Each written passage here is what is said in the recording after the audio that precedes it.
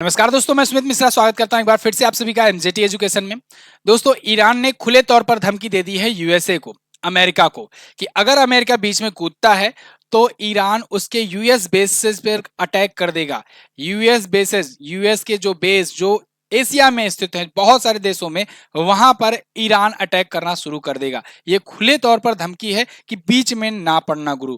अब इसको लेकर के बहुत सारे सवाल आपके दिमाग में बनेंगे कि यहाँ अमेरिका को ईरान क्यों धमकी दे रहा है कि तुम्हारे बेसेस पर अटैक करेंगे। क्या इसके बेसेस, इसके आसपास इसके बेस हैं, मिलिट्री बेसेस हैं, एयर बेसेस हैं, इनको हम लोग देखेंगे। और क्यों ये कहा जाता है कि एशिया में, भैया एशिया का कोई देश सबसे ताकतवर नहीं है, एशिया में सबसे ताकतवर देश है अमेरिका, जबकि वो एशिया का देश ही नहीं है। ये कैसे है, इसको भी हम लोग देखेंगे आज की इस वीडियो में। तो इन्फॉर्मेटिव होने वाली है वीडियो। आप देख पाओगे यहाँ पर हिंदुस्तान टाइम्स का आर्टिकल है और बिल्कुल मैं आपको हर एक चीजें ऑथेंटिक बताता हूँ।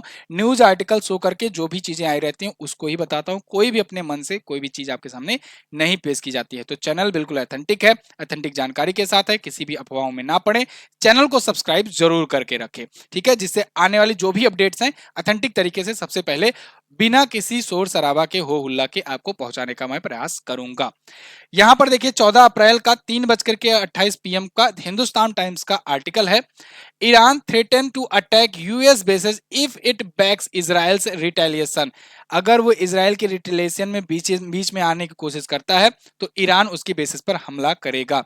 आप मैप में देखोगे तो ये रहा ईरान।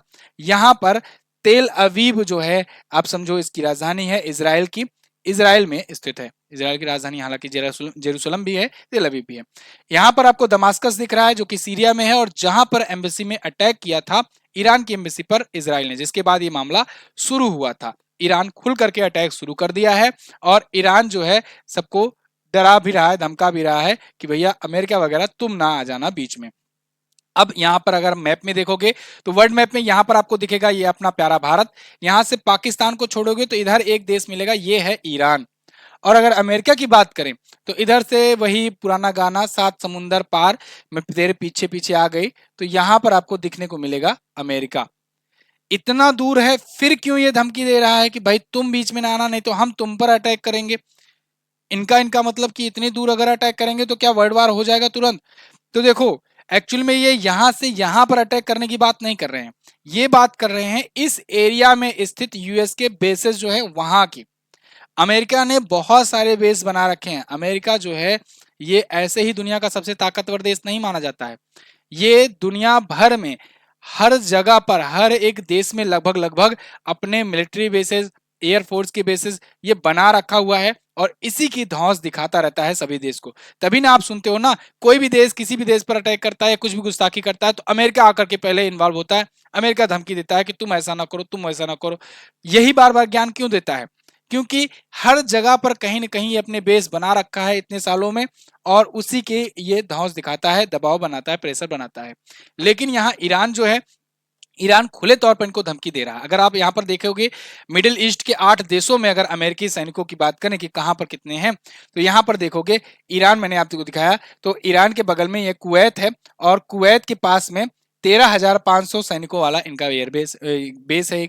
इराक में इसका 2500 सैनिकों वाला बेस है, सीरिया में 800 सैनिकों वाला, तुर्की में इसका 1465, इजराइल में तो समझो पूरा इजराइल देश ही है इनका, उन्हीं के बैकेंड में रहते हैं। जॉर्डन में इनका 3000 सैनिक वाला, सऊदी अरब में 2700 सैनिक वाला, कतर में 10,000 सैनिक वाला, यूएई में 3500 सैनिक वाला। तो मतलब इतने बेसेस अमेरिका के हैं। अब आप सोच लो कि ईरान पर इन सभी बेसिस के माध्यम से भी ये प्रेशर इतने सालों से बना रहा था। इस वजह से भी ईरान जो है कई मामलों में खुल करके सामने नहीं आया था। लेकिन अभी के लिए इजराइल और ईरान जो है दोनों लड़ पड़े हैं और भयंकर तरीके से लड़ लिए हैं।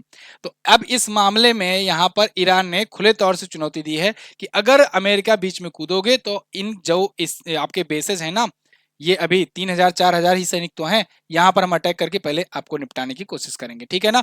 तो ये इनके द्वारा कहा गया है। लेकिन वीडियो में आगे बढ़े उससे पहले एक जरूरी बात दोस्तों, टेक्स्ट बुक का मेरा हक सिलेक्शन सेल चल रहा है और इसमें ईयरली टेक्स्ट बुक पास आपको 263 रुपए में और yearly text book pass pro मात्र 378 रुपए में मिल रहा है। ये केवल 2 दिनों के लिए है, ये 14 और 15 अप्रैल के लिए है। 14 एंड 15 अप्रैल के लिए है, यानी आज और कल के लिए। तो आप कूपन कोड यूज कीजिएगा MJT। टेक्स्ट बुक पे आप जा करके किसी भी एग्जाम के सभी प्रकार के मॉक टेस्ट, प्रीवियस ईयर के क्वेश्चंस, लाखों सारे क्वेश्चंस अपडेटेड टाइम के, और वो भी एक्सप्लेनेशन के साथ ये प्राप्त कर सकते हो टेक्स्ट बुक के ऐप पर। लिंक डिस्क्रिप्शन में दिया गया है।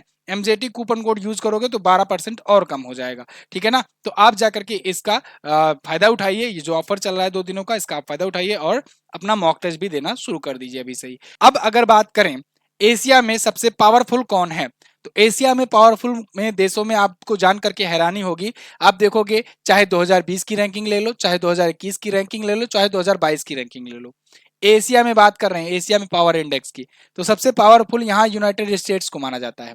और वो भी कितना अंतर देखो, इसको स्कोर मिला है 80.7 का, इसको 72.5 को 5 का चाइना को, इसके बाद जापान को 37.2 का।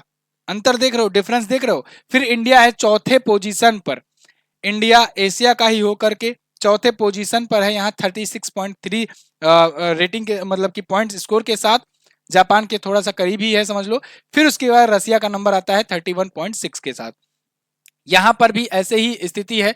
तो मतलब आप सुपर पावर्स में आप देखोगे, देखो इसको 70 पॉइंट से ज्यादा जो है उनको सुपर पावर में गिनती की जाती है।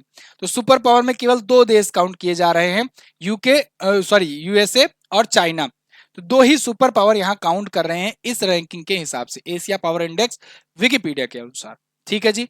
तो यानी कि आप देख रहे हो कि एशिया में अमेरिका देश ना होते हुए भी एशिया में सबसे पावरफुल कंट्रीज की जब बात आती है तो उसमें टॉप पर रहता है।